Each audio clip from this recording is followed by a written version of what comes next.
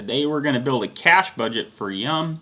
We're going to go in several pieces on this, so this will take probably at least 4 videos, I think, but I'll try and keep them not too long.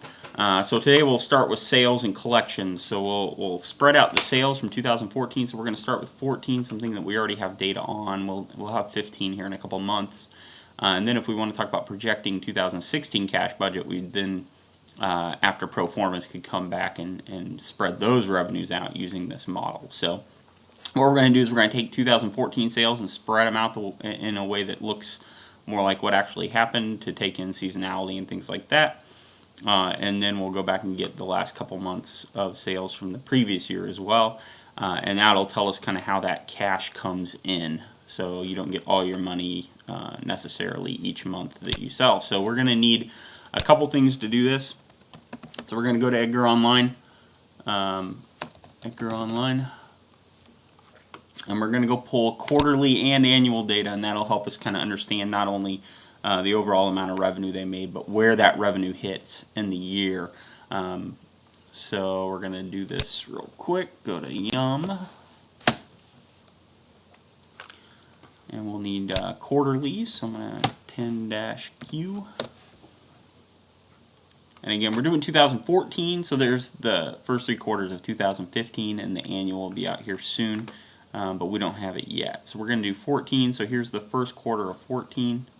I'm just going to right click and put that in a new tab, and then get second quarter and third quarter. And then I'm going to go ahead and switch this to 10K and pull the 2014 10K as well. So here's the last 10K, early 2015. That'll be the 2014 fiscal year. So we'll use these 4 tabs kind of going across to get our data. And so mainly what we're going to do is we're going to go to the first quarter here, and we're going to go to financial statements, statements of income, and we'll be able to see that their total revenues in that quarter right here, 2.724 billion. And so what I'm going to do is I'm just going to spread those evenly across the first quarter. So we have 2.724 billion. So in January, I'm going to hit equals 2.724 billion divided by 3. And then I'm just, and then in February equals that. March equals that. And there's our first quarter revenues. And then we'll go to the second quarter and do the same thing. For some companies, and I think most have gotten away from this, but some of them only show 6 months ended. They don't show 3 months ended on their quarterlies. At that point, you'll have to take the 6 months ended revenue minus the first 3 months that we just put in, and then divide by 3. But here we have those 3 months, so we can just use the number here. 3204 is our number. So equals 3204 divided by 3 equals that, equals that. Third quarter, on we go. Third quarter, financial statements, income, 3354 equals 3354 divided by 3, tab, equals that, equals that. Now the fourth quarter, there's no quarterly, we only get the annual report, so that's why we need the annual report. Our total revenue for the entire year needs to sum to the total revenue for 2014, which is right here, 13.279 billion. And so I'm going to make it do that. So equals parentheses 13.279 minus the sum of the first 9 months will tell us what hit in the last 3 months. So we just do it that way and divide by 3. Okay? So we do that, and then again equals that, equals that.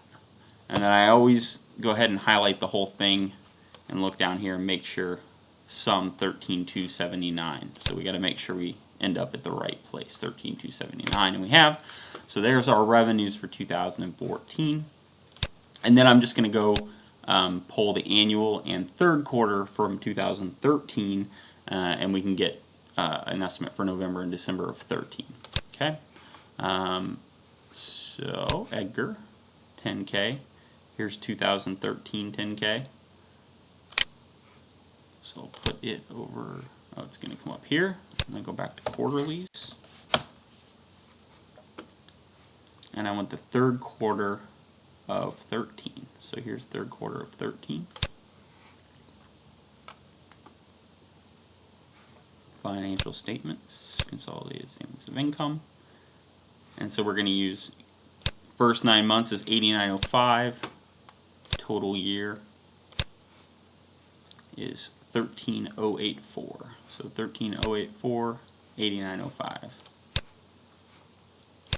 equals 13084 minus 8905. Is that what I said? Divided by 3. I'll go check those again. 1393, 13084, 18095, 8905. I'm sorry. 13084. So that looks good.